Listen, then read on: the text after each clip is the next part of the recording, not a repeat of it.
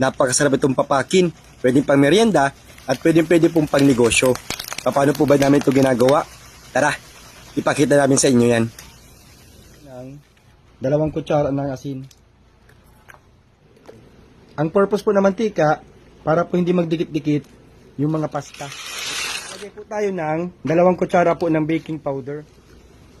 Ito ng 10 to 15 minutes. Ganitong pagkaluto lang po ang hinahanap natin sa tubig. Para po hindi siya magdikit-dikit habang pinapalamig natin. Po natin yan dyan na lumamig. 2 to 3 days po ang pagbilad nito sa araw. Dapat po tuyong-tuyo. Inabot po ako ng 3 araw pagpatuyo po nito.